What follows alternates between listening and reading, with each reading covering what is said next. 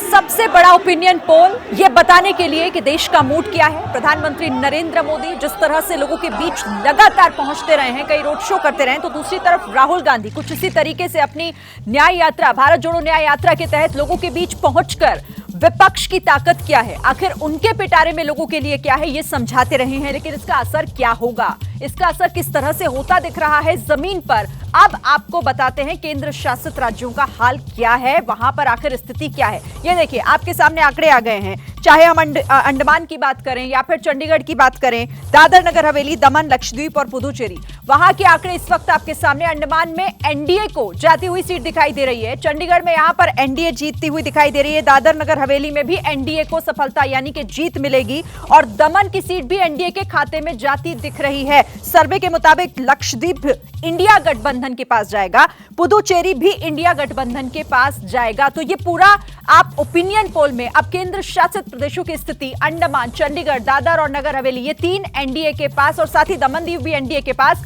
लक्षद्वीप और पुडुचेरी इंडिया गठबंधन के खाते में जा सकता है सर्वे के मुताबिक। जो मारा बिल्कुल, तो कुल मिलाकर ये 6 लोकसभा सीटें हैं इन 5 केंद्र शासित प्रदेशों की और आंकड़ा यहाँ पर 4-2 का नजर आ रहा है। 4 एनडीए के खाते में जाती हुई नजर आ रही है और 2 जो है वो इंडिया गठबंधन के खाते में जाती हुई नजर आ रही है। इसमें मुझे लगता है जरा शुरुआत लक्षद्वीप से करते हैं। प्रधानमंत्री नरेंद्र मोदी खुद लक्षद्वीप जाते हैं और लक्षद्वीप में हालांकि इंडिया गठबंधन की हम बात कर रहे हैं, सिटिंग एमपी वहां पर एनसीपी का है और कांग्रेस ने वहां से अपने उम्मीदवार के नाम का ऐलान भी कर दिया है। विजय, लक्षद्वीप बहुत इंपॉर्टेंट है और आपने जैसे चर्चा की कि प्रधानमंत्री भी वहां पर गए, काफी बात हुई है, लेकिन उसके डेमोग्राफी देखेंगे तो 90% मुस्लिम आबादी वहां पर है और पिछले आज़ादी के बाद से जब तक का इतिहास देखेंगे तो हमेशा ही कांग्रेस वहां पर एक तरह से रही है इंडिया गठबंधन के लिए, वहां पर बड़ी संभावनाएं दिखाई देती है। मुझे नहीं लगता कि कोई बहुत बड़ा बदलाव वहां पर हो सकता है। लेकिन एक इंपॉर्टेंट बात दादर नगर हवेली के बारे में मैं बताऊं कि दादर नगर हवेली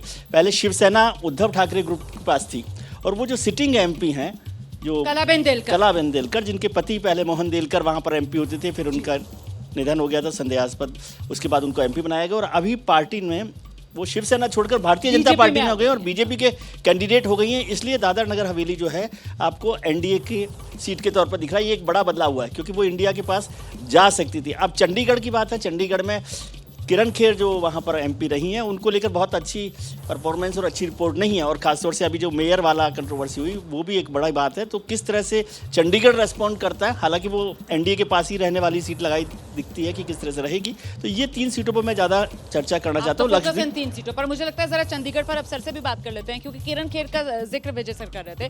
2014-2019 किरण खेर लगातार जीतती आ रही हैं। इस बार स्वास्थ्य कारणों से माना जा रहा है हो सकता है उनकी जगह किसी और को पार्टी उम्मीदवार बनाए, लेकिन मेरा सवाल ये है कि उम्मीदवार कोई भी हो फिर भी जीत बीजेपी की हो रही है।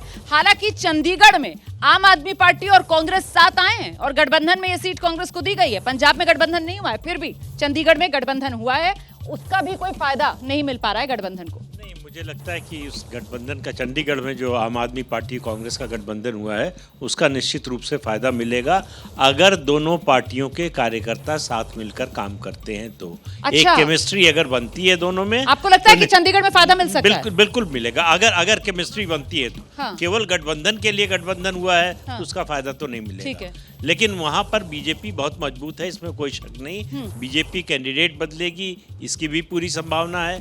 अब कैंडिडेट कौन होगा, उसके सामने कौन कैंडिडेट आएगा, ये फैक्टर भी मैटर करता है। इसको लेकर सर खूब चर्चाएं हैं, कैंडिडेट कौन होगा, बीजेपी की तरफ से क्या कोई चौंकाने वाला नाम सामने आ सकता है? चौंकाने वाला नाम किसका होगा? कोई अभिनेता हो सकता है, कोई खिलाड़ी हो सकता है, क्या तमाम तरह की सुखबुकाहट है।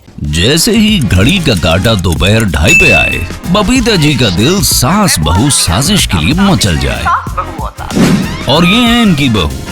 पूरे दिन ऑफिस की टेंशन हो जाए गॉन जब ये करें अपना फेवरेट शो फ्री टाइम पे ऑन। इनकी तरह आप भी देखें अपना फेवरेट शो अपने टाइम पर और डाउनलोड कीजिए एबीपी लाइव ऐप अपने स्मार्ट टीवी पर।